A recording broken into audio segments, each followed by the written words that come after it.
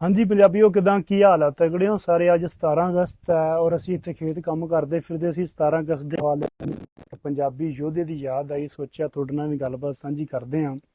क्योंकि 17 अगस्त अज वाले दिन 1909 ਦੇ ਵਿੱਚ ਉਸ ਬੰਦੇ ਨੂੰ ਲੰਡਨ ਦੇ ਵਿੱਚ ਫਾਂਸੀ ਲਾਇਆ ਗਿਆ ਸੀ ਔਰ ਉਹ ਪਹਿਲਾ ਪੰਜਾਬੀ ਸੀ ਜਿਹਨੂੰ ਲੰਡਨ ਦੇ ਵਿੱਚ ਫਾਂਸੀ ਲਾਇਆ ਗਿਆ ਸੀ। ਔਰ ਉਸ ਤੋਂ ਬਾਅਦ ਦੂਜਾ ਪੰਜਾਬੀ ਸਰਦਾਰ ਊਧਮ ਸਿੰਘ ਸੀ ਜਿਹਨੂੰ 31 ਜੁਲਾਈ ਨੂੰ ਲੰਡਨ ਦੇ ਵਿੱਚ ਫਾਂਸੀ ਲਾਇਆ ਗਿਆ ਸੀ।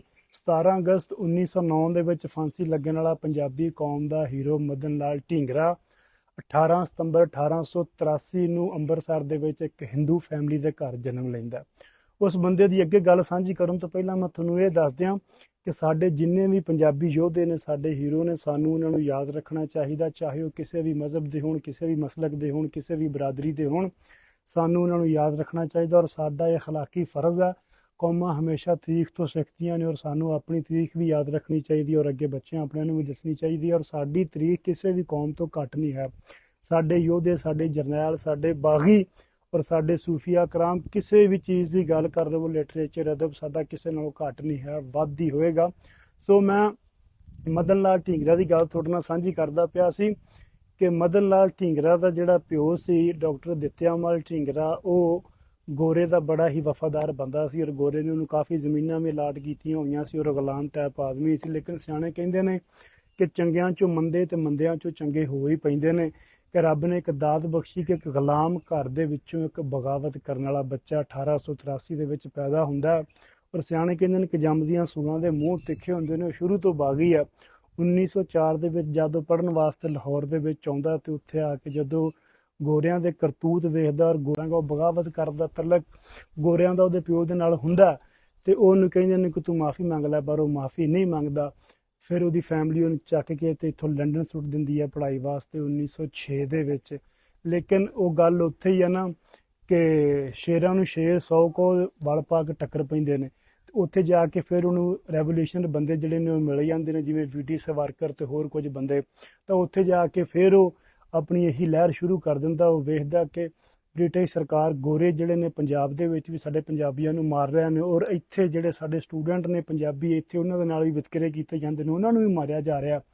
ਤਾਂ ਉਹਨਾਂ ਵਾਸਤੇ ਉੱਥੇ ਉਹ ਸਟੈਂਡ ਲੈਂਦਾ ਤੇ ਇਹ ਜਿਹੜਾ ਸਾਰਾ ਉੱਥੇ ਕੰਮ ਕਰ ਰਿਹਾ ਹੁੰਦਾ ਬੰਦਾ, ਦੂਜੀ ਸਾਈਡ ਤੇ ਵਿਲੀਅਮ ਵੈਲੀ ਕਰਜ਼ਨ ਗੋਰਾ, ਤਾਂ ਉਹ ਹੁੰਦਾ। ਉਸ ਬੰਦੇ ਨੂੰ ਉਹ ਗੋਲੀਆਂ ਮਾਰ ਕੇ ਊਧਮ ਸਿੰਘ ਵਾਂਗੂ ਉੱਥੇ ਮਾਰ ਦਿੰਦਾ। ਉੱਥੇ ਗੋਲੀ ਚਲਾਉਣ ਦੇ ਟਾਈਮ ਤੇ ਇੱਕ ਦੋ ਬੰਦੇ ਹੋਰਾਂ ਨੂੰ ਗੋਲੀ ਵੀ ਲੱਗ ਜਾਂਦੀ ਹੈ, ਲੇਕਿਨ ਉਸ ਗੋਰੇ ਨੂੰ ਉਹ ਠੋਕ ਦਿੰਦਾ।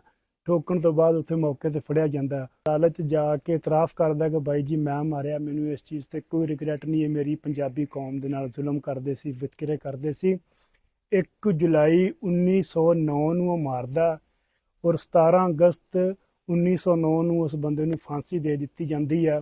ਫਾਂਸੀ ਦੇ ਲਟਕਣ ਵਾਲਾ ਉਹ ਸਾਡਾ ਪਹਿਲਾ ਪੰਜਾਬੀ ਸੀ ਔਰ ਕੁਝ ਟਾਈਮ ਬਾਅਦ ਉਹਦੀਆਂ ਅਸਥੀਆਂ ਜਿਹੜੀਆਂ ਨੇ ਉਹ ਇੱਥੇ ਵਾਪਸ ਲਿਆਂਦੀਆਂ ਗਈਆਂ ਪੰਜਾਬ ਦੇ ਵਿੱਚ ਔਰ ਅੰਮ੍ਰਿਤਸਰ ਦੀ ਮਾਲ ਮੰਡੀ ਦੇ ਵਿੱਚ ਉਹਦਾ ਸਟੈਚੂ ਵੀ ਬਣਾਇਆ ਗਿਆ।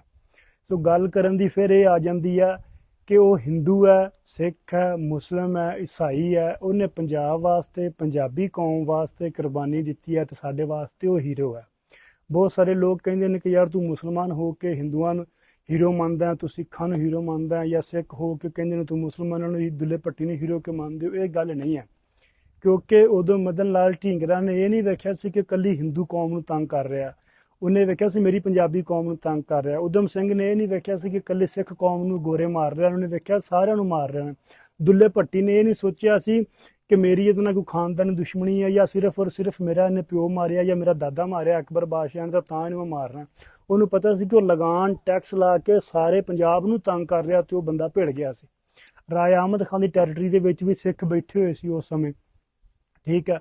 ਜਦੋਂ ਰਾਏ ਅਹਿਮਦ ਖਾਨ ਖਰਲ ਭਿੜਦਾ ਗੋਰਿਆਂ ਦੇ ਨਾਲ ਤਾਂ ਉਹਨੇ ਇਹ ਨਹੀਂ ਸੀ ਵੇਖਿਆ ਕਿ ਮੇਰੇ ਕਬੀਲੇ ਦੀ ਲੜਾਈ, ਉਹਨੇ ਕਿਹਾ ਸੀ ਮੇਰੇ ਪੰਜਾਬੀਆਂ ਸਾਰੀ ਲੁਕਾਈ ਦੀ ਲੜਾਈ ਤੋਂ ਭਿੜਿਆ। ਤਾਂ ਕਰਕੇ ਸਾਡੇ ਸਾਂਝੇ ਹੀਰੋ ਨੇ। ਅਗਰ ਉਹ ਹਿੰਦੂ ਫੈਮਿਲੀ ਦਾ ਸੀ ਉਹ ਸਾਡਾ ਫਿਰ ਵੀ ਹੀਰੋ ਹੈ। ਅਗਰ ਕੌਮ ਵਾਸਤੇ ਅੱਜ ਕੱਲ੍ਹ ਨੂੰ ਕੋਈ ਹੋਰ ਚੰਗਾ ਕੰਮ ਕਰਦਾ, ਕਿਸੇ ਵੀ ਮਸਲਕ ਮਜ਼ਹਬ ਬਰਾਦਰੀ ਦਾ ਹੋਵੇ, ਉਹ ਪੰਜਾਬ ਲਈ ਉਹਨੇ ਕੁਰਬਾਨੀ ਦਿੱਤੀ ਹੋਵੇ ਤਾਂ ਸਾਡੇ ਵਾਸਤੇ ਉਹ ਹੀਰੋ ਹੈ, ਜਿਵੇਂ ਮਦਨ ਲਾਲ ਢੀਂਗਰਾ। ਸੋ ਅੱਜ 17 ਅਗਸਤ ਹੈ, ਸਾਡੇ ਵੱਲੋਂ ਸਲੂਟ ਹੈ ਮਦਨ ਲਾਲ ਢੀਂਗਰਾ ਨੂੰ।